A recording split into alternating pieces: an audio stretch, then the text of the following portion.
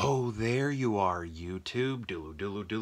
Do. Subscribe if you're interested, but also no pressure. Hey, I think we're going to go do a random ranking today. We're going to go to my movie collection behind me and pick out 3 movies at random and then rank those movies based on whatever criteria we come up with. I'll rank them here in the video, but if you'd like to rank them in the comments below, please feel free to do so. Let's get to picking some movies over here. Where do we want to go? Maybe, let's grab this one. Watch it be something I pick all the time.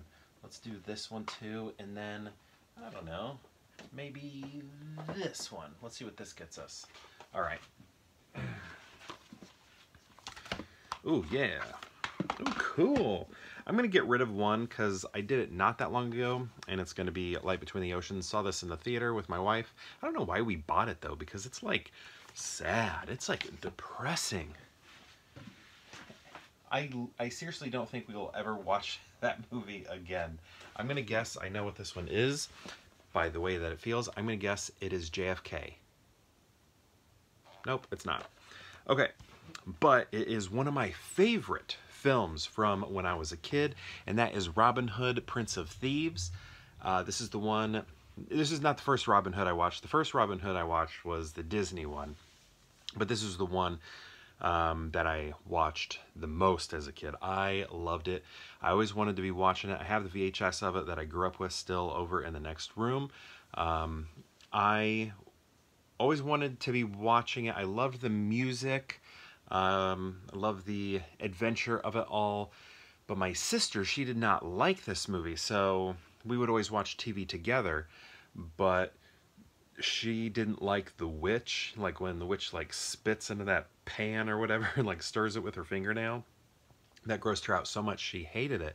So that would always be her reasoning for why she didn't want to watch it. So, you know, sometimes she'd be like, I don't want to watch it, that witch, blah, with the blood and the spit and the stirring. So, you know, I didn't always get my way. I didn't always get to watch this, but sometimes I did. Look at this, a dish here. This is cool. Has one of these. What do we call this kind of slipcover that's in the side? What's the name for that? Oh, look at that. Look at that backlit. That is awesome. Kevin Costner. You know, people, I was so young that, like, when I saw this, I didn't think anything of his accent. Everybody's like, I don't like his accent.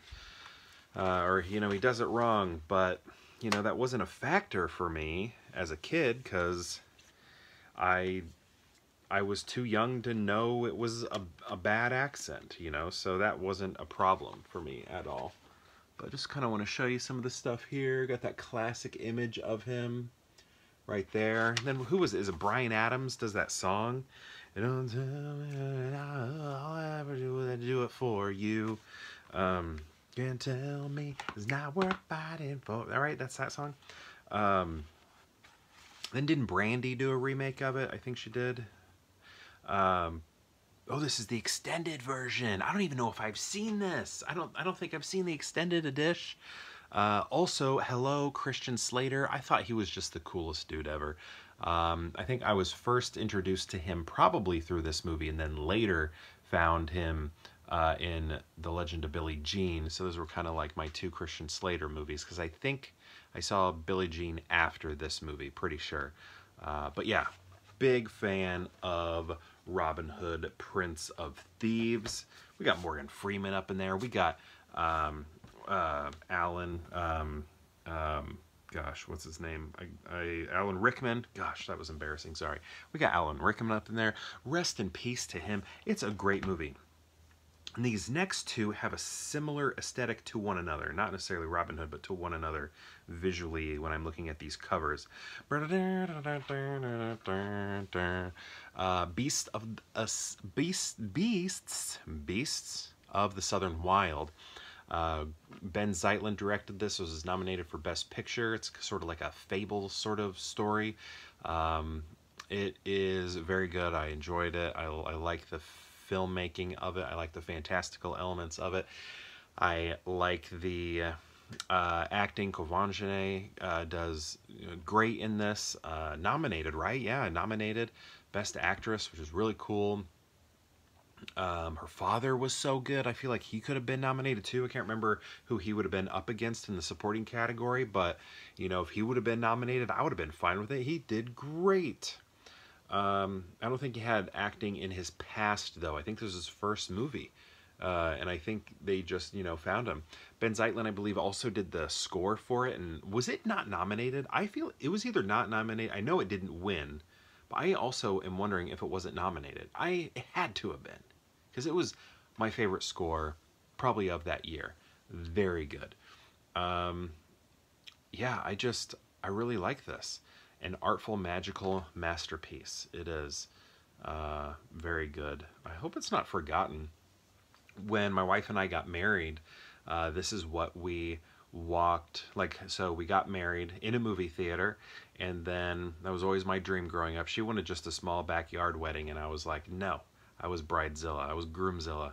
I always dreamt of getting married in a multiplex, the multiplex we have here in town.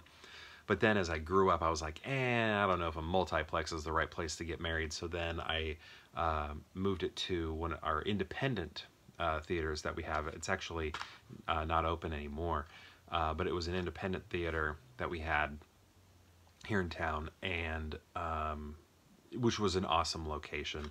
Packed the joint, showed a little movie at the beginning of our wedding, just we gave my wife's brother some clips from different movies to sort of use to tell our story of how we met and got to know one another and then propose and all of that through film. So it was like our relationship, but told through a variety of different other movies and in quotes and things like that, and shows that we used to watch together and movies watched together. And then after the wedding, when they I present to you for the very first time, Derek and Elizabeth.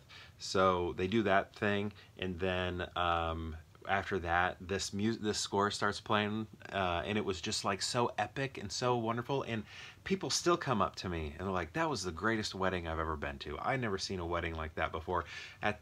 We tore up the dance floor, literally, it started falling apart because we were just dancing so hard. Everybody was, and it was just such a great day. It was like my dream come true for the type of wedding that I wanted as a little kid. I got my dream wedding. But anyway, love this movie. Next we have Big Fish. This is Tim Burton right here. This is, to a lot of people, Tim Burton's best film. A lot of people see it as his most sophisticated film. I think in a lot of ways it is one of his more sophisticated movies, but I'm not sure if I love it as much as a lot of other people do. I want to be on that level with it, but I just love so many of his other things that have a lot more strong, German expressionism in them. That's where I'm at when it comes to him. This movie is probably middle, because I think he's made a lot of bad stuff lately that I just can't raise above this one. So this is probably smack dab in the middle somewhere, or lower.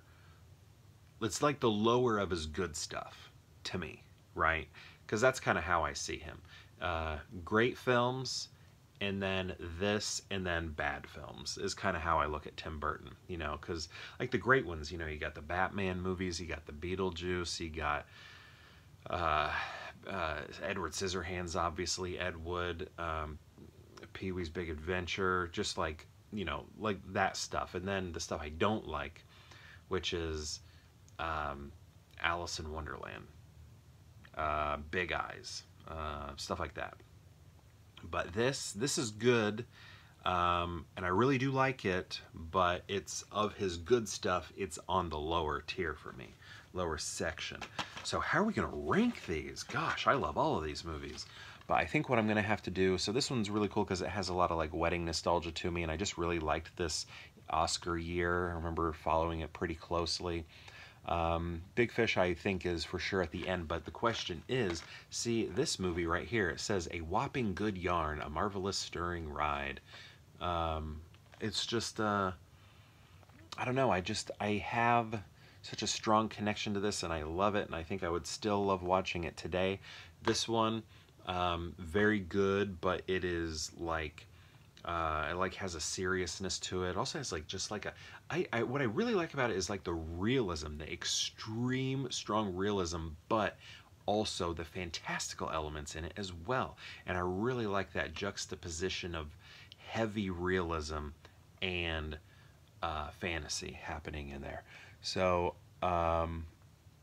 yeah, and you know, Big Fish has a lot of that cool fantasy quality in it too. It's like we're detailing some of the lies, some of those big fish stories that are told. So this, somebody calls it the a modern day Wizard of Oz. Okay, so I think this is what we're going to do, though. I'm going to go ahead with the Robin Hood at number 1. It just means so much to me. And then Beast of the Southern Wild at number 2 there. Great movie. You know, had that one Best Picture, I would have been like, you know, I get it. I get it, and I'm here for it. I think there were a few films that I was like, you know, if that won Best Picture, you know, I get it. I get it. I'm here for it. But I can't think of them all off the top of my head right now.